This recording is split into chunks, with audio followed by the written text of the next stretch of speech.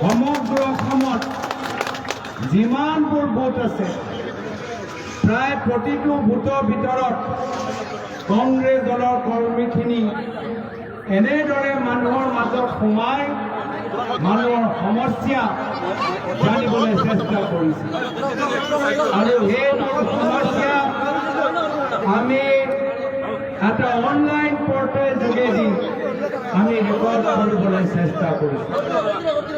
আজি মই খবৰ পাইছোঁ যে সমগ্ৰ অসমত ইমান আজি সমস্যা আমাৰ অনলাইন পৰ্টেলত ৰেকৰ্ড কৰা গৈছে যে মাজে মাজে পৰ্টেল কাম কৰিবলৈ বাদ দিছে, পৰ্টেল জাম হৈ গৈছে।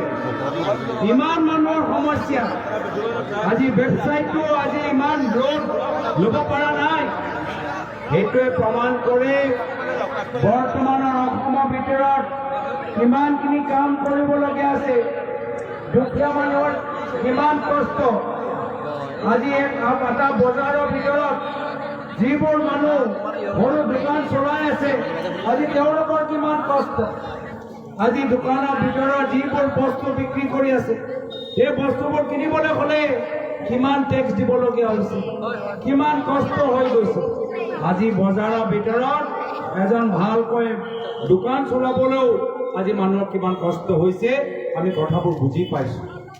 আমি বুজি পাইছোঁ যে নিজৰ ঘৰৰ ল'ৰা ছোৱালী ভালকৈ পঢ়াবলৈ হ'লে আজি কিমান কষ্ট হৈছে। গাঁৱৰ ভিতৰত আজি চৰকাৰী স্কুল বন্ধ কৰি বৰ্তমানৰ হিমন্ত বিশ্ব শৰ্মা ডাঙৰীয়া চৰকাৰে মদৰ দোকান খুলিবলৈ আৰম্ভ কৰিছে। ইয়াতকৈ আৰু লজ্জাজনক কথা কি হ'ব পাৰে যে অসমৰ প্ৰাক্তন শিক্ষামন্ত্ৰী, বৰ্তমানৰ অসমৰ মুখ্যমন্ত্ৰী অসমৰ চৰকাৰী স্কুল বন্ধ কৰি এতিয়া গাঁৱৰ ভিতৰত মদৰ দোকান খুলিব আৰম্ভ কৰিছে। আজি তেওঁলোকে বসুন্ধৰা নামত মানুহক ভূমিপট্টা দিয়া কথা কৈছিল, কিন্তু আজি দুখীয়া মানুহক ভূমিপট্টা দিয়া নাই আৰু তেওঁলোকে নিজৰ ভাই ককাইক আৰু নিজৰ পৰিবাৰৰ নামত চাৰিওফালে মাটি কিনি আছে। আজি দুখীয়া মানুহৰ ঘৰ বনোৱাৰ কথা প্ৰধানমন্ত্ৰী মোদী ডাঙৰীয়া কৈছিল, কিন্তু আজি অসমৰ ভিতৰত দুখীয়া মানুহৰ ঘৰ বুলডোজাৰ যোগেদি ভাঙা গৈছে। আমি কথা দিছোঁ যে আজি যি বিজেপি দল দুখীয়া মানুহৰ ঘৰ ভাঙি আজি যি আনন্দ লাভ কৰিছে, পৰৱৰ্তী দিনত আজি এই যে অন্যায় কৰি আছে তাৰ উত্তৰ অসমৰ জনসাধাৰণে অহা বিধানসভা নিৰ্বাচন। আজি তেওঁলোকে দুখীয়া মানুহৰ ঘৰ উচ্ছেদ কৰি যথেষ্ট আনন্দ লাভ কৰিছে। পৰৱৰ্তী দিনত অসমৰ দুখীয়া ৰাইজে এই অহংকাৰী বিজেপি দলটোক মজা দিব।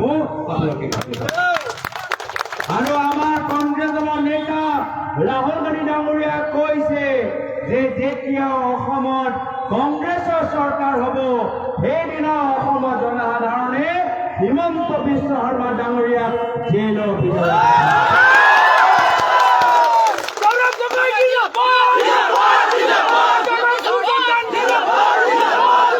আমাৰ কথা স্পষ্ট যে যিদৰে প্ৰয়াত তৰুণ গগৈদেৱে প্ৰাক্তন অসমৰ মুখ্যমন্ত্ৰী জনসাধাৰণক সহায় কৰিছিল, দুখীয়া ৰাইজক সহায় কৰিছিল, পৰৱৰ্তী দিনত কংগ্ৰেছ চৰকাৰে সেই একে প্ৰয়াত তৰুণ গগৈদেৱৰ আদৰ্শ পালন কৰি আমি ৰাইজৰ মাজত শান্তি, সমন্বয় আৰু বহুত উন্নতি ঘূৰাই লম।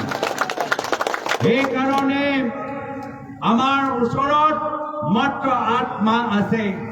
এই 8 মাহৰ ভিতৰত আমাক কষ্ট কৰিব লাগিব আৰু সেইকাৰণে কংগ্ৰেছৰ মন্ত্ৰ হৈছে এইবাৰ যুঁজ হবে, এইবাৰ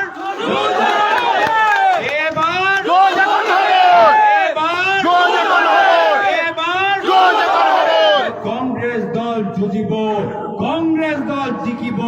এইখিনিয়ে কথা কৈ আজি এই সভাৰ ভালদৰে উদযাপন কৰাৰ বাবে মই উদ্যোক্তাসকলক ধন্যবাদ, কৃতজ্ঞতা, শুক্ৰিয়া আদা কৰি আপোনালোকৰ সমস্যা আমি অনাগত দিনত অনলাইন পৰ্টেলত ৰেকৰ্ড কৰিম এইখিনিয়ে কথা কৈ নিজৰ চমু দুআষাৰ সামৰিছোঁ। ধন্যবাদ। জয় হিন্দ, জয় আইঅসম।